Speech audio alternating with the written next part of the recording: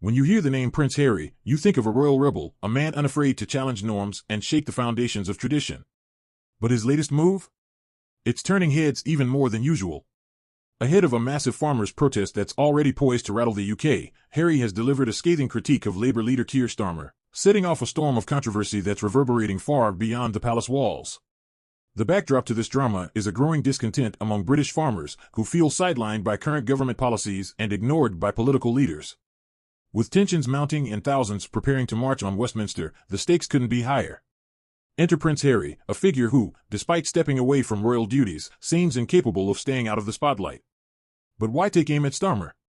It all began with Harry's comments during a recent interview in which he addressed what he called the lip service of political leaders when it comes to climate change, food security, and rural livelihoods. While he didn't name names at first, Harry soon turned his critique sharply toward Starmer, accusing him of being out of touch with the realities of rural Britain. The disconnect between politicians and the people they're supposed to serve has never been more glaring, Harry said, his tone brimming with frustration. Keir Starmer, like so many others, talks a good game but fails to deliver for those who need it most. Farmers aren't just numbers in a policy document, they're the backbone of our country. The statement landed like a bombshell, sparking immediate backlash from Starmer's camp.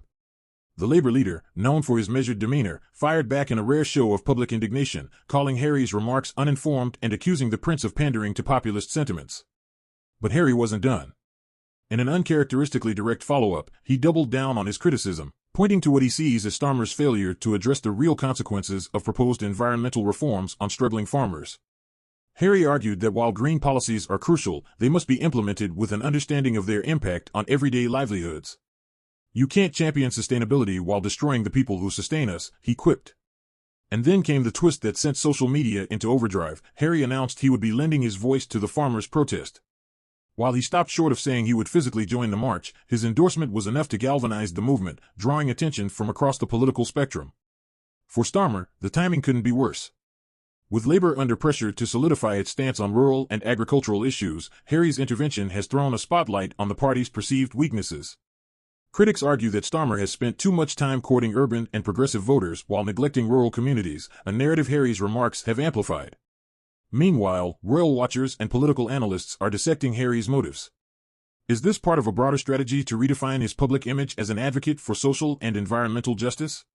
Or is it another chapter in his ongoing feud with Britain's establishment?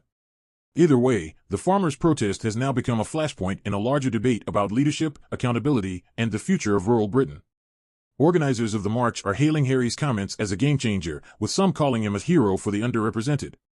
Others, however, view his involvement as opportunistic and question whether a royal, however estranged, can truly understand the struggles of working-class farmers. As the protest day approaches, the stakes are escalating.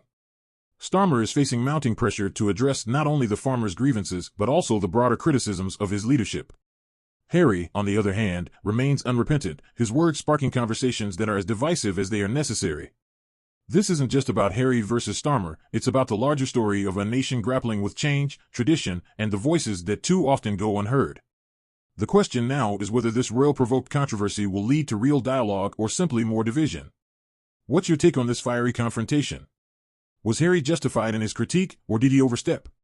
Let us know in the comments, hit that like button if you're hooked, and subscribe for more stories that pull back the curtain on the biggest moments shaping our world.